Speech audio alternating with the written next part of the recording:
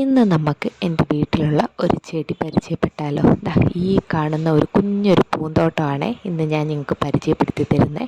അപ്പം അതിലുള്ള കുറച്ച് വിങ്കാ റോസിൻ്റെ കുറച്ച് വെറൈറ്റി കാണിച്ചു തരാവേ. അപ്പോൾ അത്യാവശ്യം ഒരുപാട് തരത്തിലുള്ള വെറൈറ്റി ഉണ്ട്. ഇതിൻ്റെ കളക്ഷൻസും കാര്യങ്ങളെല്ലാം അമ്മയും അച്ഛനും കൂടാണ് ഇതൊക്കെ മാനേജ് ചെയ്ത് പോകുന്നത്. അപ്പോൾ കണ്ടോ, ഒരു ചട്ടിയിൽ തന്നെ 2 പീച്ചും വെച്ചിട്ടുണ്ട്, വൈറ്റും വെച്ചിട്ടുണ്ട്. കാണുമ്പോൾ ഞാനും വിചാരിച്ചത് എന്താ ഒരു ചെടിയിൽ 2 കളറോ, പക്ഷേ അല്ല, 2 ചെടിയാണ്. അങ്ങനെ ഇതിൻ്റെ റെഡിൻ്റെ നടുക്ക് ഡോട്ട് വരുന്നുണ്ട്. ഒരുപാട് വെറൈറ്റീസ് ഉണ്ട്. അപ്പോൾ നിങ്ങൾ എത്ര വെറൈറ്റീസ് ഈ വീഡിയോ കാണുന്നുള്ളത് നിങ്ങൾ കമൻ്റായിട്ട് പറയണേ. ഇതും ഒരു ചട്ടിയിൽ 2 ചെടി വെച്ചിട്ടുണ്ട്. കിളിച്ച് വരുമ്പോൾ നല്ല ഭംഗിയായിട്ട് വരുവേ. ഇടയ്ക്ക് ചെറിയ ചെറിയ സൗണ്ടൊക്കെ കേൾക്കും, നിങ്ങളത് കാര്യമായിട്ട് എടുക്കണ്ട. പിന്നെ പീച്ച് കളറുണ്ട്, ഈ ഒരു വൈറ്റും പിന്നെ ഒരു പിങ്കും കോമൺ ആണ്. ഇതൊക്കെ കാരണം ഈ ഒരു ശവന്നാറിപ്പൂ എന്ന് പറയാനുള്ള കാരണം, ഈ ശ്മശാനം അങ്ങനെയുള്ള സ്ഥലങ്ങളിൽ ഈ ഒരു ചെടി കോമൺ ആയിട്ട് അവിടെ തന്നെ കിളിക്കുന്നതാണ്.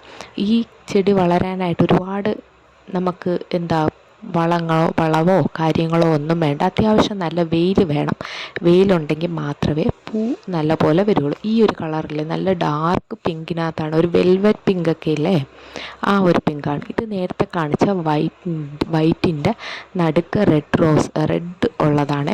പിന്നെ മെയിനായിട്ട് 2 ചെടികൾ അടുത്ത് നിന്ന് കഴിഞ്ഞാൽ ഒരു പുതിയ വെറൈറ്റീസൊക്കെ ഉണ്ടാവും കേട്ടോ. കുറച്ച് കളർ ലൈറ്റായിട്ടുള്ളൊരു ഷെയ്ഡും ഒക്കെ തന്നെ ഉണ്ടാവുന്ന ഷെയ്ഡുകളാണ്.